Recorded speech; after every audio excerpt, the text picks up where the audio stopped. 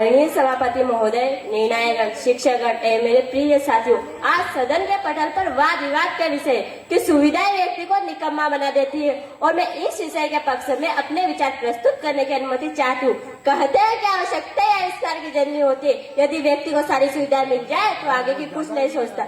जी हाँ, यदि हिरण खुद चल के शेर के मुंह में चली जाए तो फिर शेर शिकार करने ही क्यों जाएगा।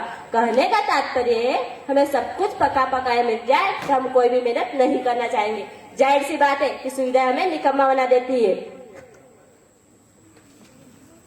उदाहरण के लिए, जब हम अपने घर में होते हैं तो कमरे से बाहर निकलने का भी मन नहीं करता। ऐसा इसलिए क्योंकि सब कुछ कमरे में मिल जाता।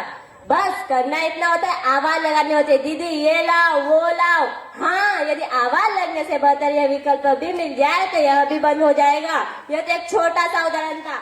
हम सभी जानते हैं हमारा कितना समय कंप्यूटर या मोबाइल स्क्रीन के सामने गुजरता है। यदि एक दिन के लिए इन उपकरणों से हमसे दूर कर दिया जाए तो मानो किसी ने हमसे ऑक्सीजन ही छीन लिया हो।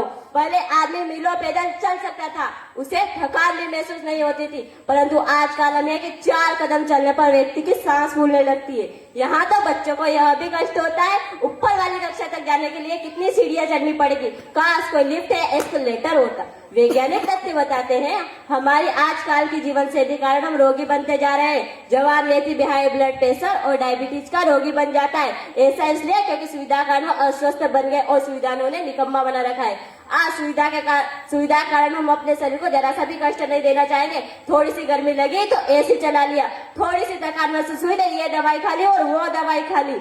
वैज्ञानिक डार्विन सिद्धांत बताता है, हमारा शरीर हमारे क्रियाकलापों के हिसाब से परिवर्तन होता रहता है। यदि हम इसी तरह सुविधा का दोहन करते रहे तो वो दिन भी दूर नहीं जब हम इनके गुलाम बन जाएंगे, या यूं कहे कि बन चुके। अंत में मैं बस 2 पंक्तियों के साथ अपनी वाणी को विराम दूंगी।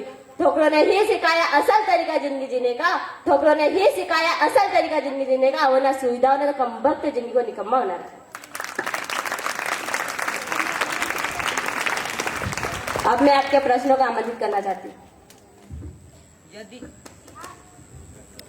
यदि सुविधा व्यक्ति को निकम्मा बनाती है तो क्या आज के इंजीनियर, डॉक्टर और वैज्ञानिक भी निकम्मे हैं, जबकि वे सबसे ज्यादा तकनीक और सुविधा को उपयोग करते हैं।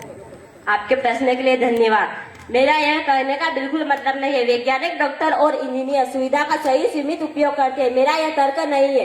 सुविधा का अत्यधिक उपयोग और बिना आवश्यक कारण से जब व्यक्ति उपयोग करने लगता है तो वो धीरे धीरे आलसी और निकम्मा बनता जाता है। धन्यवाद।